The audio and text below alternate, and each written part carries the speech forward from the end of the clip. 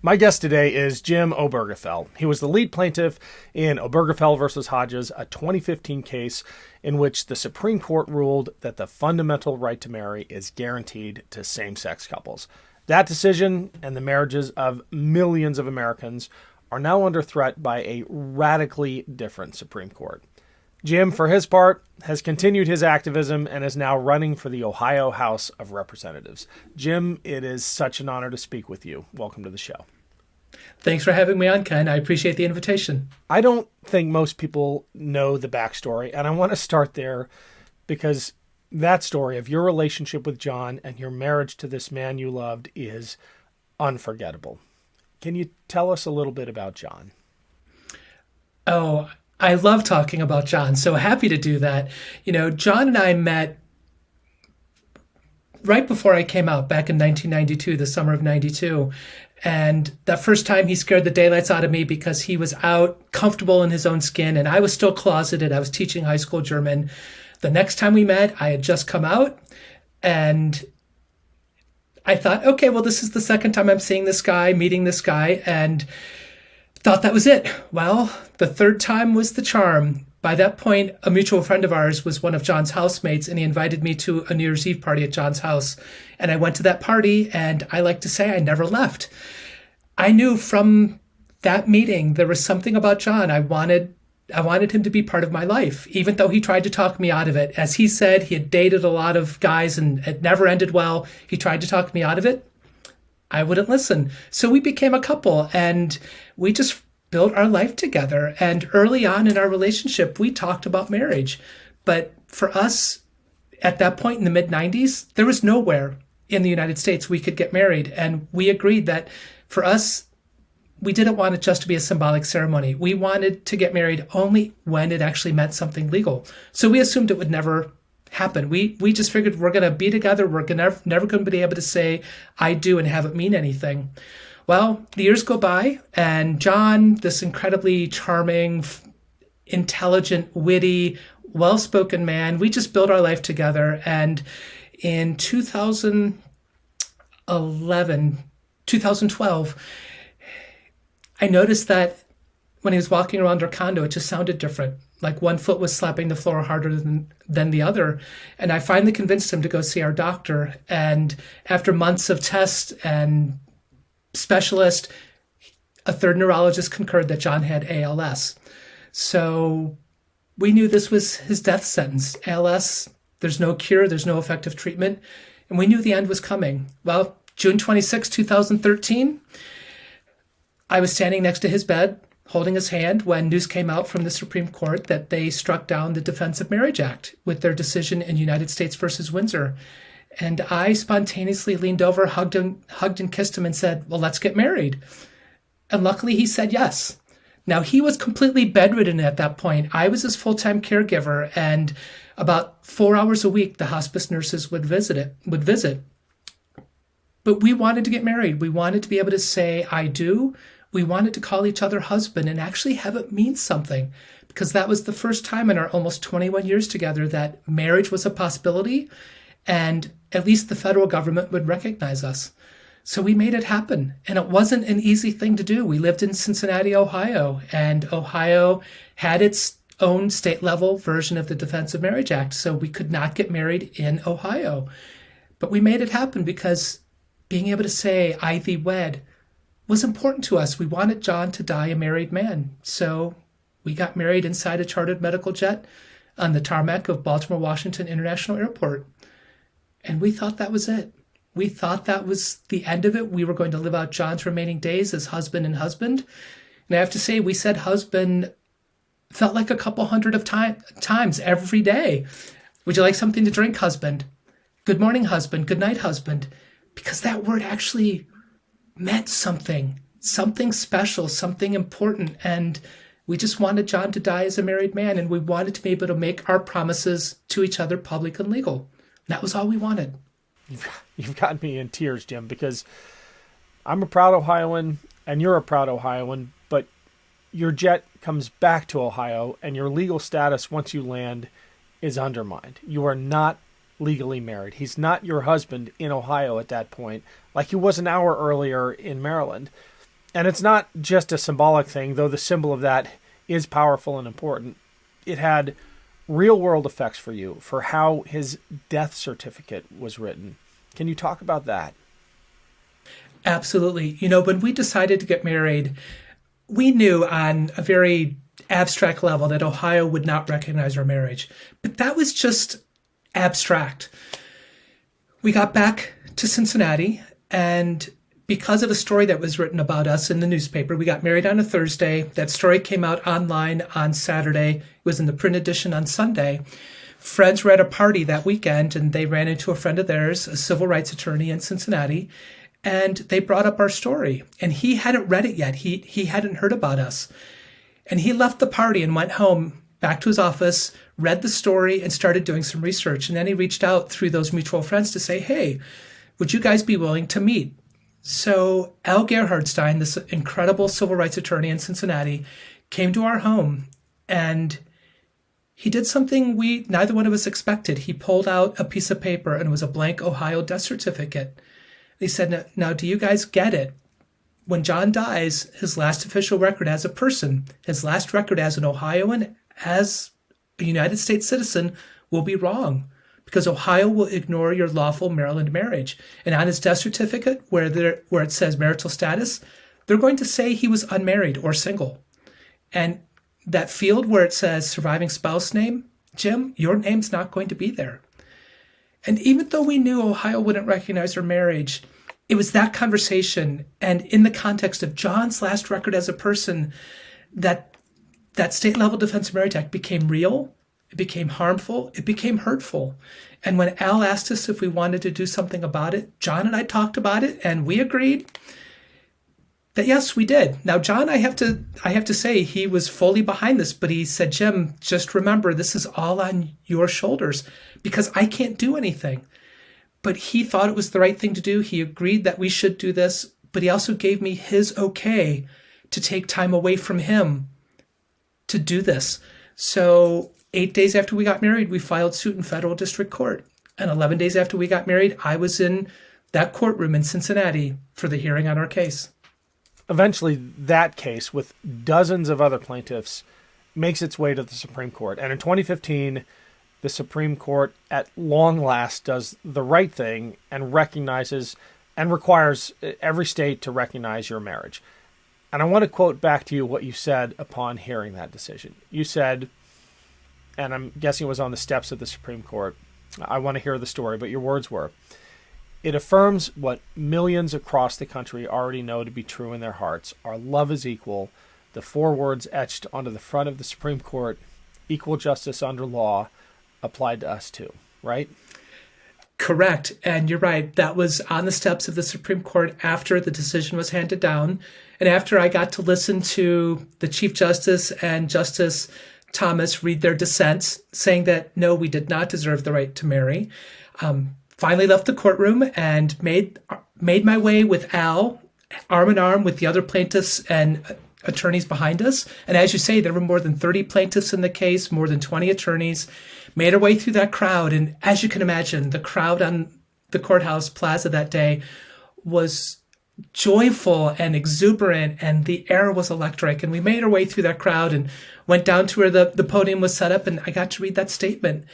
And for me, that's really what that experience proved, is that, yes, equal justice under law applies to all of us.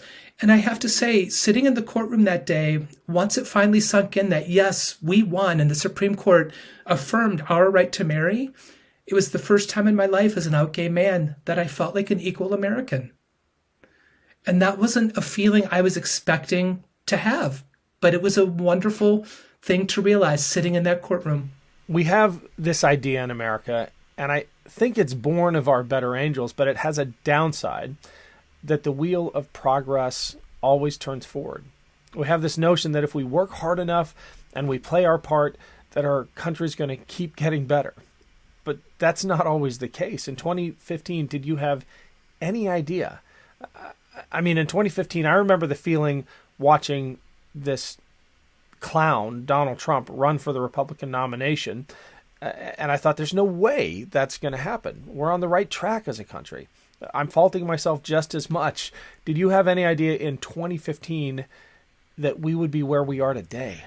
Absolutely not. I mean, I do have to admit, even back in 2015, after the decision, there were queer rights organizations across the country that folded. They said, we're done. We've won. We're equal. And even back then I said, no, we're not. We might have the right to marry, but in Ohio, we can still be fired for being queer. We can be kicked out of our apartment for being queer. We are not equal. Our fight is not over. And honestly, all I have to do is say, Kim Davis, clerk of courts in Rowan County, Kentucky, who refused to issue marriage licenses to same-sex couples. Masterpiece Bake Shop, who refused to bake a cake. I mean, we haven't had marriage equality. We have had the ability to get married in all 50 states, and the states have to recognize our marriages, but we don't enjoy marriage equality. So even from June 26, I knew, this is a step forward. It's still not where we should be as a nation, but I thought we were continuing that progress forward, taking a step forward. I certainly didn't expect 7 years later to be worried about the Supreme Court overturning marriage equality. And yet I am. Well, you were one of the first, at least in my Google News alerts and Twitter feeds, to raise the alarm when Justice Kennedy announced his retirement. You were reportedly despondent upon hearing the news. I gather you were sensing something in the air about what was coming. What was that feeling like? It was a bit of terror and a lot of fear, because Justice Kennedy was the swing vote, the swing justice in marriage equality. Obergefell, Windsor, Lawrence. These were such enormous strides forward for the queer community in the United States. And here was that justice who was on our side and who interpreted the Constitution to include us, which it's supposed to. I mean, the first three words of the Constitution are "we the people."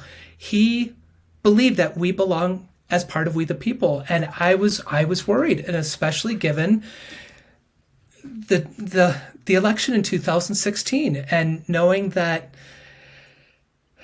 president was the one who was going to be nominating. Well, actually, now I'm questioning myself. That was before he took office, correct? The bottom line is we had a president in Trump who did not get the popular vote, who violated every aspect of his oath of office, and 1/3 of the Supreme Court are his nominees. Correct. And that was enabled by Mitch McConnell refusing to hold hearings for Merrick Garland. And so, yes, it's a Supreme Court now that clearly is not on our side. I mean, the majority of our current Supreme Court has made it clear that they are opposed to marriage equality. I mean, several of them dissented in Obergefell v. Hodges. And we have 3 more justices who clearly are not on our side.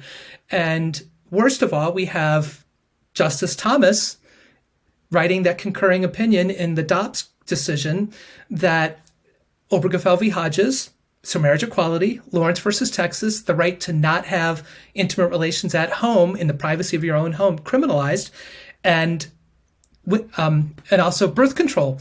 He is saying those should be overturned. That's a terrifying thing, to have a Supreme Court justice whose own marriage exists because of a Supreme Court decision saying that we do not deserve the right to marry. That's a terrifying thing. And I'm very concerned about really all of the civil rights progress we've made in this nation because of the Supreme Court. For context, Dobbs is the recent Supreme Court decision that overrules half-century of precedent in Roe v. Wade. The contraception case is Griswold, and you mentioned Lawrence v. Texas and Obergefell. The irony, which you alluded to, is that in Justice Thomas's litany of cases that relied on substantive due process that need to be revisited, in his opinion, he doesn't mention Loving versus Virginia, a great plaintiff name, by the way. Loving versus Virginia, which is the Supreme Court decision that validates interracial marriages, that allows you to marry whoever you love. It's shocking that it took until 1967 for that to happen. But it's that decision on which Justice Thomas's marriage rests. And the selective amnesia, it's shocking from anybody, but from one of the 9 most powerful people in America, I don't know what to read into it. Have you thought much about it? Is there a psychological element here? All I can think is it comes down to, well, Loving versus Virginia impacts him directly. So he's not going to touch that because he benefits from that. But if there's another decision that benefits people he doesn't personally like, well, then that's fair game. And it's also the selective amnesia and the rewriting of history that senators engage in related to this. Senator Cruz came out and said, well, Obergefell v. Hodges, it was the first time in more than 200 years of our nation's history that states weren't able to define marriage or to control marriage. No, you're forgetting Loving versus Virginia as well. I mean, so it's just this amnesia, this hatred towards people who are different that I just don't understand in our nation. I really don't. Hey, this is Jordy, co-founder of MeidasTouch. Person, woman, man, camera, prison. MeidasTouch just came out with a brand new t-shirt with this perfect message. Make sure you check out store.MeidasTouch.com. That's store.MeidasTouch.com and grab yours today. Thank you. I'm glad you brought up Ted Cruz because he is a great example of this performative bigotry. And he might be that kind of person in his heart, but he's demonstrated in the past moments of awareness and insight, right? But I wonder how many of these people who you think really do know better. I mean, Ted Cruz is not a dumb guy. I believe he was a Supreme Court clerk at one point, one of the top debaters in the country. And yet, when the cultural winds within the Republican Party blow a certain way, these politicians get on their homophobic soapbox and perform. I think another great example, because it's so recent and so in your face, is this Republican congressman who voted against the recent bill in the House. Take it from here. You know what I'm talking about, right? Tell us what this guy did. Right. The Respect for Marriage Act, which would protect marriage equality at the federal level. He voted against it. And then 3 days later, he went to his son's wedding, his son who married a man. I don't even know what to say about that, honestly. I mean, I put myself in his son's place and I think, I'm not sure I could have allowed my parent to come to my wedding. Watching them do that. Knowing that, okay, you're going to come to my wedding and be all loving and say, congratulations, I'm happy for you, and now my son-in-law. And yet, when you had the opportunity to vote your conscience, to vote to protect your very own son's marriage 3 days earlier, you chose not to. I think that's appalling. I struggle to put words to that. I just think that is a horrendous thing for a parent to do. And it's also, there's a party that claims they are pro-family. And I have said this over and over again related to the Respect for Marriage Act and the threat to marriage equality. If you're pro-family, voting to protect marriages and families, that's an easy decision. You should not even question that. If you are pro-family, you should vote in favor of the Respect for Marriage Act. But it comes down to the fact that our marriages, our families don't look like theirs. And I find it appalling. I find it hateful. I find it disgusting that people can claim they're pro-family and then vote against marriages, vote against families, and vote against their own children's best interest. Well, you are doing something about it now. You're running for the Ohio State House as a Democrat in a pretty red area. I'm wondering what you're encountering, if there is this reservoir somewhere of decency within rank and file Republicans, because surely you're talking to them out there on doors, or you just told me you were at the county fair before we hit the record button. I've got to believe that some of the performative bigotry that we see from people like Cruz is not totally representative. Tammy Baldwin, Senator Baldwin, says that fellow senators and other legislators all the time from the Republican Party come up and say they support her privately. She's gay. And she says publicly they can't afford to do it. Well, I think they can, but they don't because they're cowards, right? What are you seeing with the story you have, with your background and the moral authority you bring to this issue when you're out talking to regular Ohioans and Republicans in particular?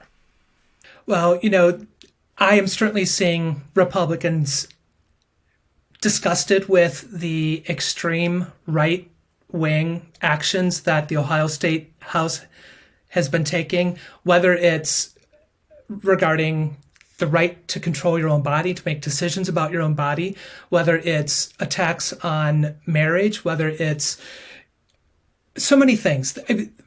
I'm seeing a lot of rank and file Republicans really unhappy with what the party is doing and what these extreme voices in the party are doing. They're saying they don't represent me. This is not what I believe. This is not what I think.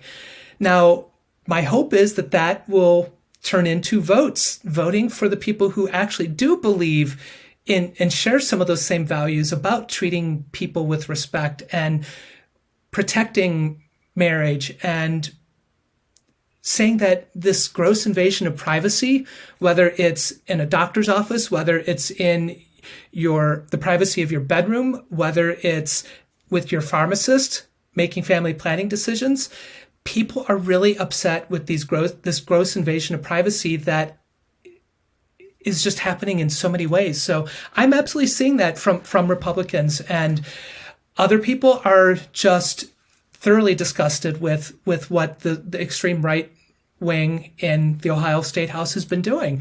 Not to mention the corruption that this State House still is. I mean, it's under the cloud of corruption, and the State House isn't focusing on things that actually makes life better for people.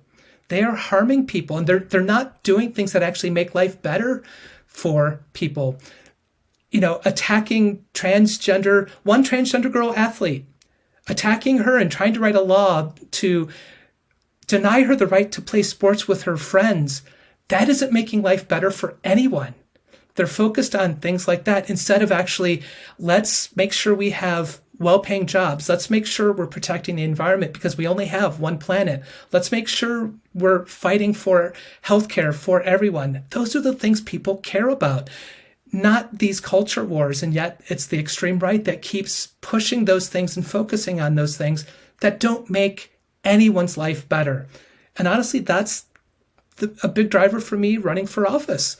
I believe in working to make things better. I believe in making things better for others. And this extreme right wing, they don't. They believe in attacking others. They believe in pushing these extreme positions that don't represent the people of Ohio. It's probably a good time to remind folks that the Republican-dominated Ohio State House has been ranked the most corrupt in the United States. 1 out of 50. I guess we're leading in something, right, Jim? Yeah, that's a great thing to lead in. I mean, that's appalling. I mean, corruption is rife in the State House, and so many of those elected officials, they've forgotten that they're public servants. They are not serving the public. They're serving their egos, they're serving their pocketbooks, and they're serving an extreme right-wing agenda that does not reflect the people of Ohio. They're undermining the right to vote. They're getting involved with teachers, making decisions on how to teach their classes. They're denying, the right to teach our nation's history. That's doing no one a favor. That's not preparing their kids for life in a diverse, complicated world. None of that is making things better.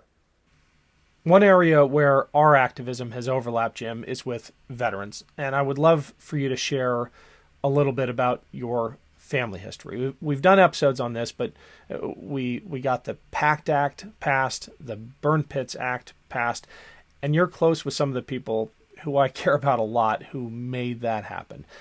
You're from a pretty serious military family, right? I am. My oldest brother was in the Army National Guard. My brother-in-law was in the Army. My dad served in the U.S. Navy in World War II. He served in the Pacific on Guam, the Marshall Islands, Pearl Harbor. And to me, that just really represents in my family this belief in this valuing of public service. I mean, serving the public. I mean, I was a high school German teacher. I have other teachers in my family. I have nurses in my family, military service. So we believe in serving others. We believe in being part of our community and making things better. And I have to say, one of my favorite things related to my dad's service, back in 2015, I had the opportunity to go to Guam. And while I was on Guam, I got to go see the airfield my dad helped build as a Navy Seabee in World War II. I got to go to the memorial for the war in the Pacific and lay a wreath in my father's memory. And it was one of those moments when I felt closer to my dad than I had in a long time. My dad died in 2000, so it was, for me, just an amazing opportunity to be where my dad was, where he gave to our nation and served our nation, and to be there and to see something he helped create was such a wonderful opportunity for me. And I'm really, really grateful that I had that chance. Well, I wonder what he would think of you cementing the Obergefell name in history the way you have, changing the way everyone thinks about the right to marry in this country. I think he would be surprised. I know my entire family, my siblings, they're all still surprised that I became part of this. And I know part of that is they can't imagine doing something similar, but they knew and loved John. John was part of their family. And I always told John that my family loved him more than they loved me. And I think that's true. So they understood why we did this. They were behind us. They supported us. But they look at that experience and what I did and what I've gone through, and, becoming the face and name of marriage equality. And they just shake their heads. They're like, Jim, not something we could do. We're glad you did, but how did you do it? So I know they're proud of me, and I love that. And like I say, they've been nothing but supportive from the moment I came out to the moment I introduced John to them. My entire life, my family has been incredibly supportive, loving, and I'm really fortunate in that respect. I've got a philosophical question for you. When you see coverage of the case, of its implications, when you read about Obergefell versus Hodges, do you see yourself in that case, or is it a character apart from you? Is there a part of you that the public now owns that you have to let go? You know what I mean? That's a really good question, Ken. In some ways, I have to remind myself when I hear Obergefell used on the news or I read it in the newspaper, I just have to remind myself they're talking about me. So sometimes I do have to do that, but I will say, I think the thing I'm really grateful for is that I became part of this. I became kind of a household name for all the right reasons, because I love John and we were doing the right thing, and I got to share our story and I got to talk about John all the time. So I feel like the world, the country, people in the United States got to know me as me because I was fighting for the most important person in my world. And we were doing it simply because we wanted to exist. So I feel like they know me. I feel like people in this district, people in Ohio, people across the country, they have gotten a window into who I am as a person. And I'm just me. I've been just Jim from the moment this started. I've always been who I am. And I hear that again and again, that people, they're like, Jim, you're just you. You're just authentic. And to me, that's the best possible thing I can hear. So the public Jim Obergefell really is kind of the Jim Obergefell. But like I say, I do have to remind myself oftentimes, Jim, they're talking about you, because it just doesn't seem possible that my name has become shorthand for marriage equality. I mean, not something I ever dreamt would happen, but it also happened for all the right reasons. So yeah, it's this weird spot. You're absolutely right, Ken. It's an unusual place for someone to be, but I'm okay with it because it represents something really good, and it represents our country taking a step forward in the right direction, making progress. So I don't know if I answered that question at all. That was great. And I would say a beautiful note to end on. I think we have our episode title, Just Jim. But I told my 17-year-old daughter, Katie, that I was talking to you today, and she said, I would love to know if he's ever ordering something at Starbucks or something like that, and they call out his name, does the place all turn to the counter and to see what Jim Obergefell looks like? I can't think of any situation like that. There have been a couple times where I've checked into a hotel, or maybe back when I would check in not online for a flight. There have been a couple times where that has happened, where people know who I am, but typically no. I will say there have been times, a lot of times, where people see me on the street, especially when I lived in Washington, D.C. People recognized me, not surprising, in D.C., but also in Cincinnati. People knew me in Cincinnati, and people would stop me on the street. And it's one of those things people often say, Jim, does that get tiring? Does that bother you that people will recognize you and stop you? And not one bit, because honestly, when they recognize me and come up to me, they want to share something really wonderful. They want to talk about their loved one, their spouse, their partner, their child, someone they love who was able to get married because John and I made that decision to say yes, and we were part of something really amazing. So it never gets old. I love it. And more than anything, I love that I've had young people come out to me. They've never come out to anyone else. They've never even admitted to themselves that they're gay, but they tell me. And earlier this year, I was at the University of Tennessee, and a young woman came up and said, Jim, I just want you to know that if it weren't for Obergefell v. Hodges and marriage equality, I would have committed suicide. It's moments like that how could I ever get upset about that? And it's moments like that just, it's this beautiful moment that just reinforces how important it is to do the right thing, to fight for the things that matter, and to make that decision to stand up and say, this is wrong, and I want to do something about it. And to know this one woman specifically, it saved her life. And I know she's far from alone. And to me, that's the most wonderful thank you, the most wonderful gift. And no matter what I might have gone through that was challenging or stressful or difficult, that makes it all worthwhile. Well, Jim, we are all better off for you and John having taken on this fight. It's not over. Clearly, the wheel does not always turn forward. We have to keep pushing it. And that's why we do shows like this. Thank you so much for coming on. I said it at the top, but I'll say it again. It is truly an honor to talk to you. Well, thank you, Ken. I've really enjoyed this. Again, thank you for inviting me on. Anytime. It was great. Hey, Midas Mighty. Emma Silverman here, reminding you to make this November Rovember. Check out the new MeidasTouch Rovember t-shirt collection at store.MeidasTouch.com. That's store.MeidasTouch.com. Hurry up and get your Rovember t-shirt before they sell out. Let's go.